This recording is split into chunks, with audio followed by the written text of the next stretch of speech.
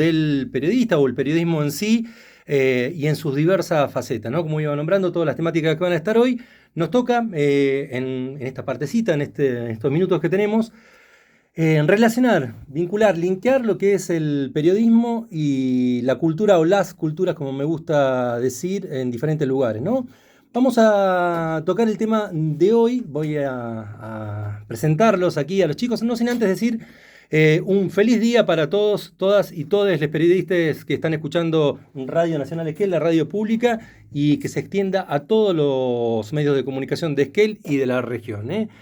Voy a presentar a Sebastián Lino, también un gran periodista, gran comunicador, gran hacedor cultural, músico también, que lo conocí llegando aquí a Radio Nacional Esquel desde el 2008. Lo presento. Gracias, Seba, por venir aquí. Gracias, Mauro, por invitarme.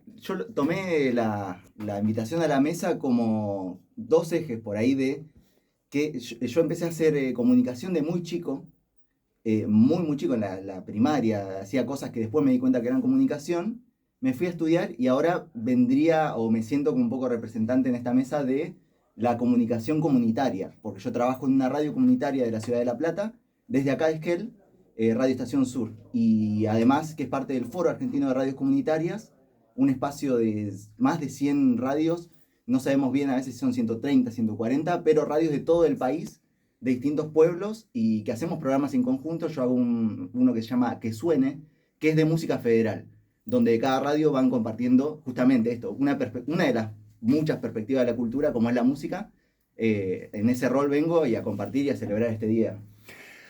El compañero de Radio Nacional Esquel, Héctor Armas, también, que está a cargo formalmente de la edición, también de un programa todos los lunes llamado Armas para el Pueblo, pero que tiene una trayectoria en medios de comunicación y relacionado muy, pero muy vinculado a las culturas también, desde hace mucho tiempo. Héctor Armas aquí con nosotros. O sea que soy viejo, eso es muy larga trayectoria, soy bien viejo, es cierto, sí, está bien. No, pero quería decir esto porque muchos y muchas de nosotras hemos estado, de alguna u otra manera, lo he dicho fuera del micrófono también, influenciados y formados por parte de lugares donde has trabajado, ¿no? Quieras o no. Sí, yo en realidad, a ver, ¿cómo lo explico? Empecé a trabajar en radio, básicamente, fue siempre mi trabajo, porque me echaron del laburo en el que estaba. Ujú. O sea que a partir de ahí yo me considero un tipo con mucha suerte en la vida. Más allá de las cosas malas que pueden pasar porque son lógicas de la vida, eh, pero tuve mucha suerte porque había empezado un programa con un compañero de ese trabajo que tenía ganas de hacer radio cuando aparecieron las radios comunitarias, cuando volvió la democracia, y había una radio en cada barrio. Por supuesto que se escuchaba a 3 manzanas a la redonda y nada más, pero fue una explosión. Y en esa época todos queríamos participar de esa explosión de pseudo o libertad de decir. Lamentablemente había muchos, sobre todo muy jóvenes, que lo único que les gustaba era decir malas palabras al aire, porque como siempre estuvo prohibido, eso era como una liberación, ¿no? No fue el caso nuestro, éramos 3 y empezamos en una radio de baja frecuencia en el barrio de Belgrano y empezamos a experimentar, a probar, a idear, y era muy lindo estar en la casa de alguno de los 3 ideando el próximo programa y cómo jugábamos a hacer radio. Claro, el tiempo fue pasando, otra radio creció, de las que eran de barrio, se transformó en una alternativa interesante y a partir de ahí, bueno, nada, me dejaron la trasnoche 6 horas solo, o sea que tuve que aprender a operar, a hablar y a manejar todo lo que fuera el aire y un programa de 6 horas. El insumo principal de ese programa, ¿cuál era, Héctor? Y al principio fue, ¿qué hago con 6 horas? ¿Cómo hago para comunicarme? Y bueno, con el tiempo fui aprendiendo un montón de trucos y de cosas. Por ejemplo, la trasnoche es un horario, bueno, era en Capital Federal, hay mucha más vida durante la noche de lo que uno cree. Gente que trabaja de noche, en fin, de diferentes cosas. Y uno de los primeros recursos que se me ocurrió, como yo siempre fui coleccionista de cuentos de ciencia ficción, empecé a leer cuentos cortos. Vivía enfrente de una estación de tren y me fui de Saavedra y me fui con un Walkman, que era lo que había en esa época para grabar, de Saavedra a Retiro y vuelta, y grabé todo el viaje, y ese era el fondo de mientras yo leía el cuento. Qué bueno. Y a partir de ahí me empecé a dar cuenta que había gente del otro lado que empezó a llamar, que empezó a pedir cosas. Tenía una ventaja, sobre todo, que la frecuencia de esta radio estaba casi pegada a lo que era la rock and pop.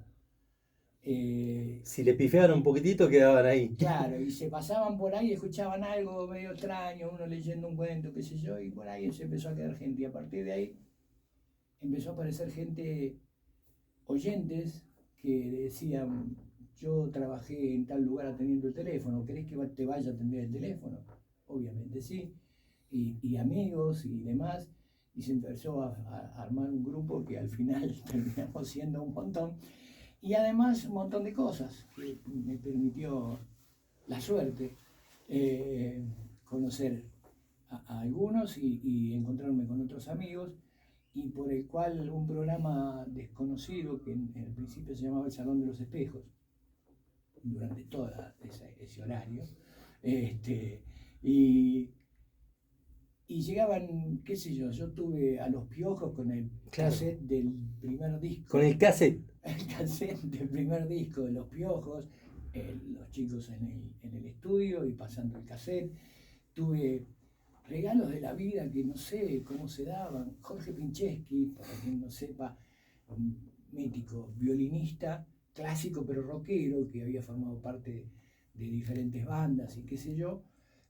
Sí, era de la orquesta del Teatro Argentino de la Ciudad de La Plata, sí. Y cuando terminaba el turno de la orquesta se iba con los hippies, se iba con la cofradía. La cofradía de la Flor Solar. Billy Bond le produjo con La Pesada. Exactamente. Bueno, una noche me llama por teléfono. Hola, ¿quién habla? Sí, soy Jorge Pinchesky. Loco, yo te escucho. ¿Qué querés? ¿Querés que vaya a tocar una noche? Sí, ¿cómo no? Me encanta reivindicar el turno noche Claro. en la radio, porque hoy por hoy tenemos, no sé, un Dolina que también prevalece en ese horario. Acá en Nacional yo a veces pongo y está Lito Nevia. Ajá. Entonces es como un horario de producir que yo siempre le digo en mi casa, por ejemplo, como hago el programa grabado, le digo a mi abuela o a mi novia: de noche yo me quedo hasta las 5 de la mañana trabajando. Claro. Porque te pones a leer, a investigar, a ver videos, y no es el trabajo estructurado en una oficina o es esa experimentación. El mundo es otro de noche. Totalmente. Es muy otro el de noche. Sobre todo en una ciudad grande. O sea, te encontrás con cosas y te pasan cosas que no te podías imaginar que antes de estar en radio te podían llegar a pasar. Y cuando suceden decís: la pelota, esto tiene un poder, tiene una llegada que yo ni me imaginaba y ni pretendía. Yo aprovecho para ir al eje puntual, si bien lo vamos tocando, que tiene que ver con la cultura o la cultura, como quieran llamarle. ¿Qué rol deberían cumplir o deben cumplir tanto los medios públicos como los privados y los comunitarios, referido a las culturas en general y en particular a cada lugar donde uno vive? Adelante, amigo. Y da para pensar, sobre todo la pregunta en estos días que se está reflexionando en todos lados. Me encanta que en esta radio se va a reflexionar a lo largo de todo el día. Porque no es un solo rol. Eso es lo primordial. Y hablando puntualmente de Esquel, no sé, en este horario, en este estudio, está poner La Marcación, que es un programa alucinante que nos presentó el Chavo, pero pasar una canción de un artista local, eso es más libros, palabras, cosas que podamos inventar, o años de estudio incluso, en un lugar como acá, como en cualquier lugar. Hoy justo a la luz de esto de las redes, que podemos ver las ideas de un montón de gente en este tipo de días, y un chico que fue a estudiar también a la Ciudad de La Plata, como yo, como mucha gente, como van a Rosario o Córdoba o mismo Buenos Aires, decía: ¿cómo puede ser que él es de Benito Juárez? ¿Cómo puede ser que Benito Juárez hay un solo programa o dos que pasan música de Benito Juárez? Y hace muchos años de esto, y yo le decía: mira, y yo que soy de Chubut, pero estuve en La Plata, y yo puedo hacer una lista de 15 artistas de Benito Juárez. ¿Pero por qué los conocí? Porque se fueron de sus lugares. Claro.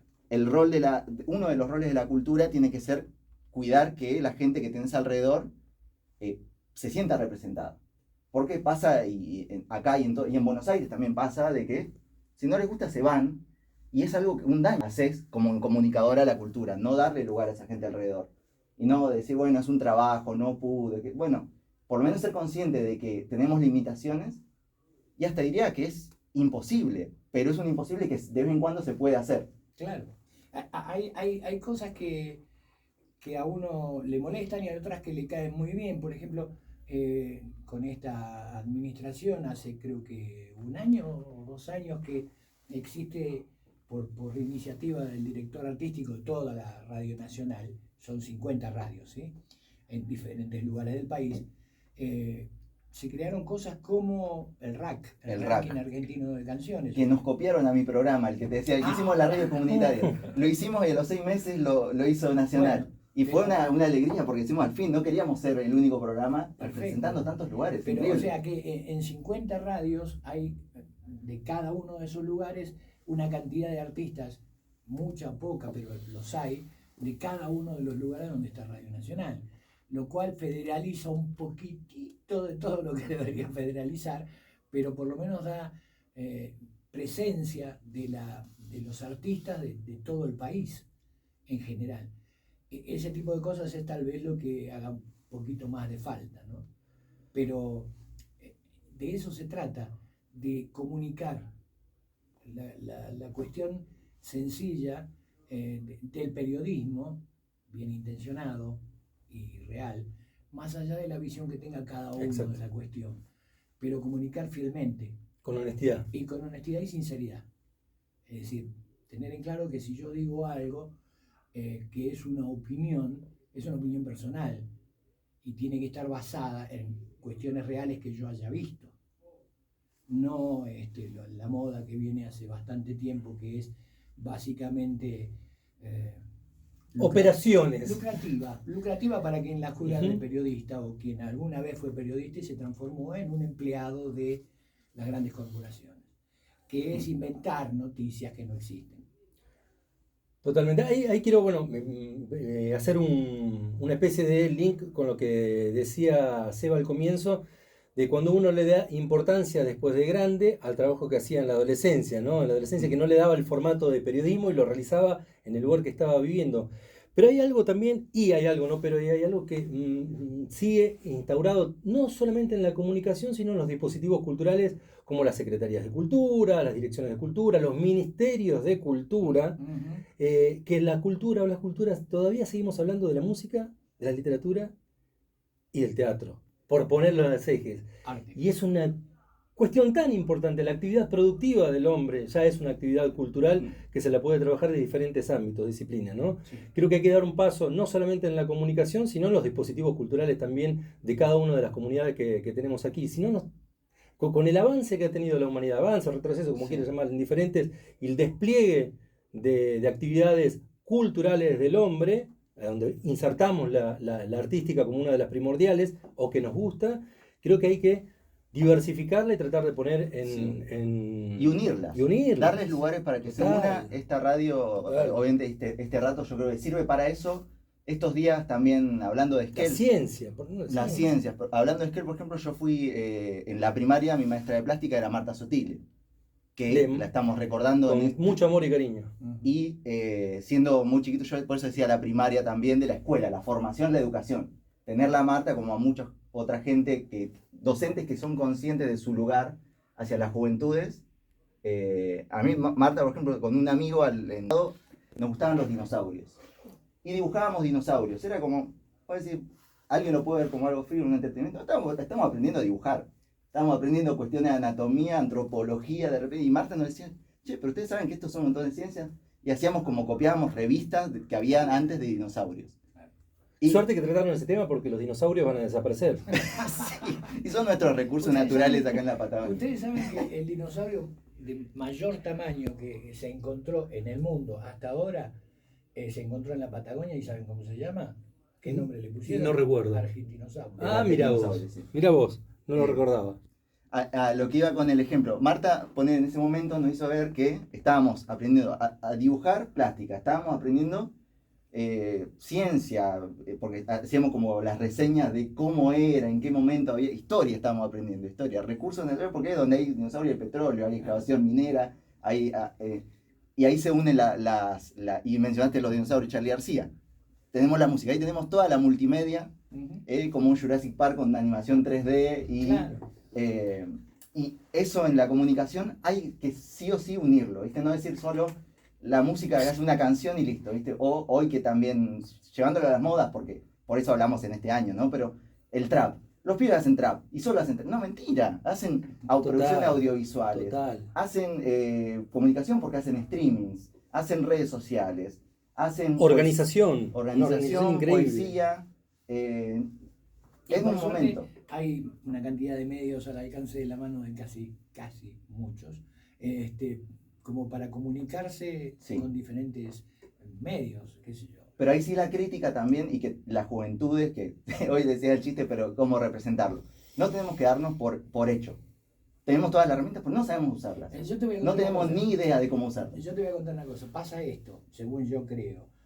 Cuando yo contaba que terminó la dictadura y empezaron a aparecer las radiecitas de barrio, la mayoría de los chicos lo que hacían, pagando además para un espacio, Para esa un radio, espacio. porque esa radio no tenía ni siquiera publicidad porque eran locales y no llegaban muy lejos, simplemente se contentaban con ponerse frente al micrófono para decir culo. Porque hasta ese punto estaba apretado todo. El culo. Exacto. Entonces, es como que empezás de esa manera y te sentís un poco más libre y empezás a entrar y empezás a buscar más y empezás a pensar un poco más. Después que ya lo dije, ahora qué digo, y sobre qué hablo, y con quién hablo, y a quién le hablo.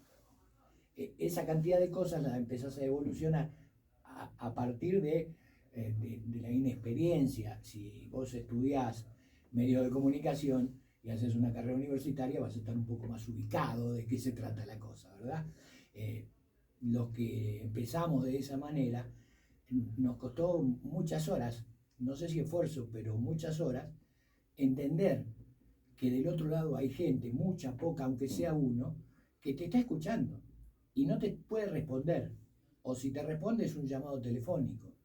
Pero lo que tenés que hacer es estructurar vos lo que pensás con respecto a lo que te rodea, a la circunstancia que te rodea, sea social, política, la que fuera, cultural, ¿sí?